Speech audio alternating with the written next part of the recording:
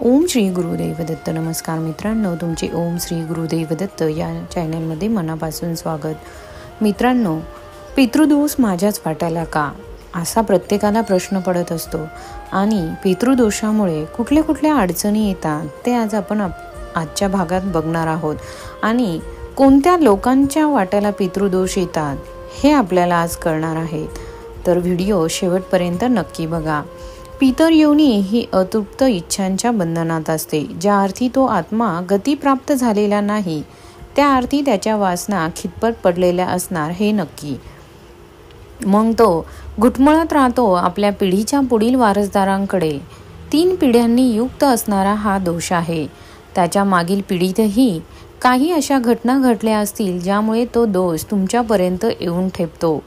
त्या पितरांना हवी असते ती त्यांच्या मनाप्रमाणे गोष्ट, काहींना मुक्ती तर काहींना वेगळेच. तरीही 99% पितरांना असते ती सुटका या देहरूपी कारातून.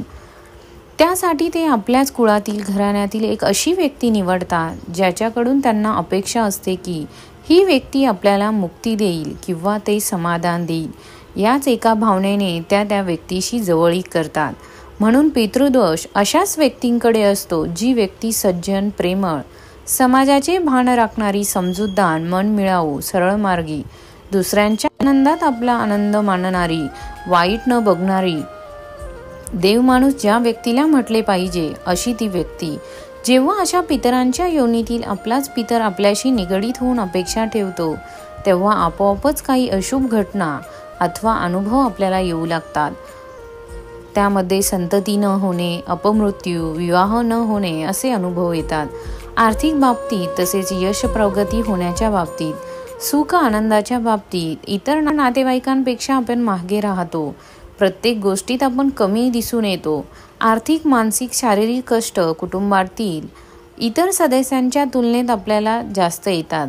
आपली बायको, मुले सर्वांपेक्षा कमी राहतात. मुलांच्या शिक्षणात अडथळे येतात. मुलांचे करिअर होण्यास बाधा येते. असे का होते? कारण ती अतृप्त शक्ती म्हणजेच पितर आपले लक्ष वेधू पाहत असते.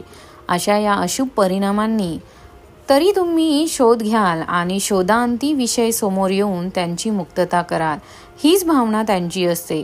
तुम्हाला त्रास देण्याचा मुद्दाम हेतू त्यांचा नसतोच, पण त्यांचे दुःख तुम्हाला सांगायची ती पद्धत असते. कलियुगात प्रत्यक्ष कुठलीही शक्ती समोर प्रगट होऊ शकत नाही. त्याचे अस्तित्व आपण केवळ ध्यान आणि पाषाण रूपाने अनुभवू शकतो.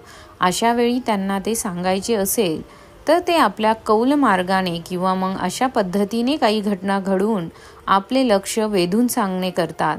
हे आपण ओळखून त्याप्रमाणे वर्तन हे केले पाहिजे. मित्रांनो, तुम्हाला जर आजची माहिती आवडली असेल तर लाईक करा, शेअर करा आणि चॅनलवर जर तुम्ही नवीन असाल तर सबस्क्राईब करायला विसरू नका. धन्यवाद.